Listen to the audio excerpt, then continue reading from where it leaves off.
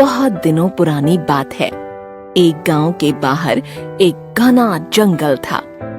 उस जंगल में एक सांप रहता था। उसने जंगल में एक पेड़ के नीचे अपना बिल बना रखा था। सांप मतलब नागों का राजा, इसलिए उसके सिर पर एक कीमती मणि जड़ी हुई थी।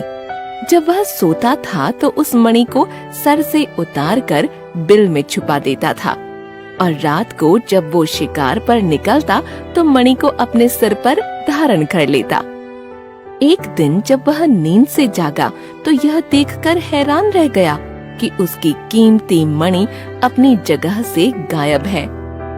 उसने उसे बहुत ढूंढा, लेकिन मणि उसे कहीं नहीं मिली। वो जोर जोर से रोने और चिल्लाने लगा। सांप की चीख पुकार सुनकर जंगल के बहुत सारे प्राणी इकट्ठे हो गए। सबने उससे रोने का कारण पूछा तो सांप ने बताया कि उसकी कीमती मणि चोरी हो गई है। खबर जंगल के राजा शेर तक पहुंची तो शेर ने सभा बुलाकर सांप की मणि को ढूंढने की जिम्मेदारी चतुर लोमड़ी को सौंपी। लोमड़ी हमेशा चालाक और बुद्धिमान होती है। लोमड़ी ने खोजबीन शुरू कर दी। उसने देखा कि सांप के बिल के आसपास बहुत सारे चूहों के बिल भी थे।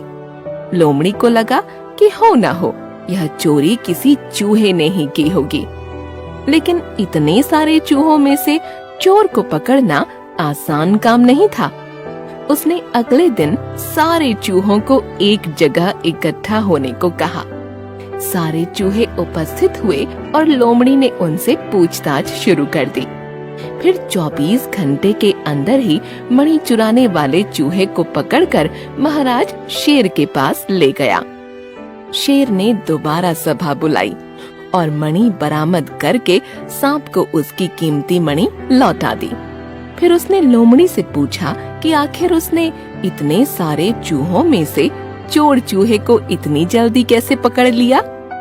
होशियार लोमड़ी ने बताया, महाराज, मैंने सब चूहों को इकट्ठा करके उनसे एक दूसरे के बारे में जानकारी देने को कहा, तो मुझे पता चला कि एक चूहा अचानक बहुत घमंडी और स्वार्थी हो गया है। उसने सबके साथ बात करना और मिलना जुलना बंद कर दिया है। वो जब भी अपने बिल से बाहर आता तो अपनी नाक चढ़ाकर दोस्तों को अनदेखा करके चलता था। पहले वो ऐसा नहीं था। चूहों की यह बातें सुनकर मुझे शक हो गया कि उसी चूहे ने मणि चुराई होगी, क्योंकि जब किसी मूर्ख अनाड़ी को दौलत मिल जाती है तो वो घमंडी स्वार्थी हो जाता है।